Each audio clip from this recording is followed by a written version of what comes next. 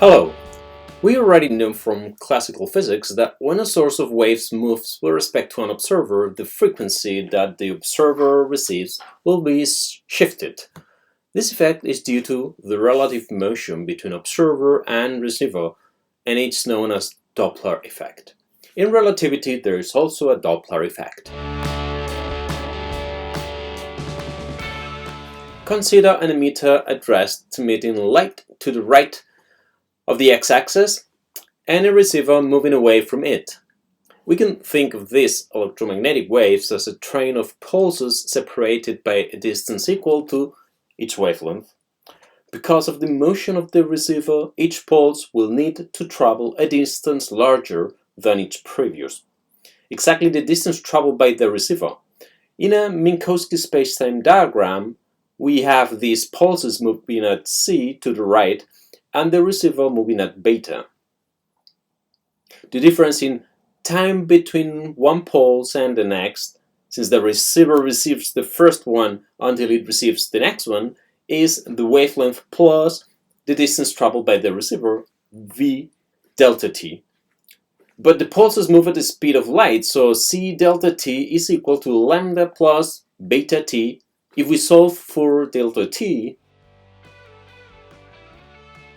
we get that delta t, the time difference as measured by the emitter, is lambda over c times 1 minus beta.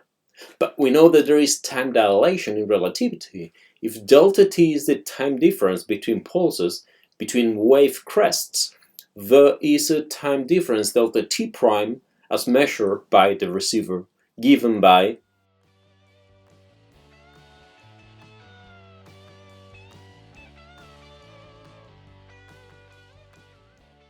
delta t prime equal to square root of 1 minus beta square over 1 minus beta times lambda over c.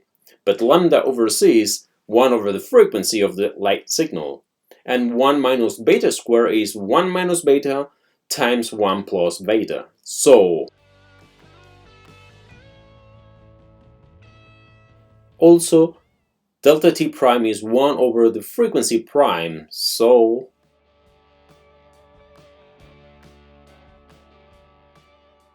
nu prime is equal to the square root of 1 minus beta over 1 plus beta times nu.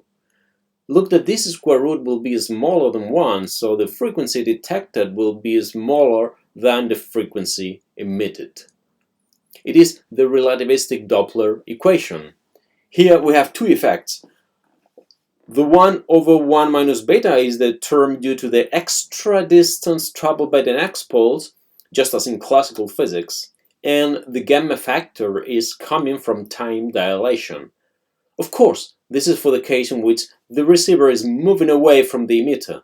If it's the opposite, then the betas change the sign. This Doppler effect helps us to detect the speed of motion of distant stars and galaxies with respect to us. If we know the spectral distribution of the light emitted by a certain distant object, and that object is moving away from us, that spectrum will be shifted towards redder frequencies. If the distant object moves towards us, the spectrum will be shifted toward bluer frequencies. It is one of the few methods that helps to tell the distance from distant galaxies, a very relevant problem in astronomy and cosmology. It also helps detect when you are speeding in the motorway. This Doppler formula has been derived from an observer that moves away or towards the emitter. We call this the longitudinal Doppler effect. But in relativity, there is also a Doppler effect for the case where the receiver moves perpendicular to the emitter. That we call the transverse Doppler effect. Imagine that the receiver moves in circles around the emitter. Because of time dilation, there will be also an effect on the frequency of the light received. For the transverse Doppler effect, we have that nu prime is equals to nu times the square root of 1 minus beta squared. In general, the general expression is nu prime equals to nu times the square root of 1 minus beta squared over 1 minus beta times the cosine of theta. being theta the angle of the motion of the receiver versus the emitter. If we expand the longitudinal and transverse Doppler effects in series of Taylor, we get for the longitudinal that so it depends linearly on beta. If we expand in series of Taylor the transverse Doppler effect, we get which depends on beta squared. This transverse effect is less relevant for small speeds. So if the police catches you speeding, you can now explain the officer the physics behind that. But I don't think that'll have any impact on your ticket. May the science be with you.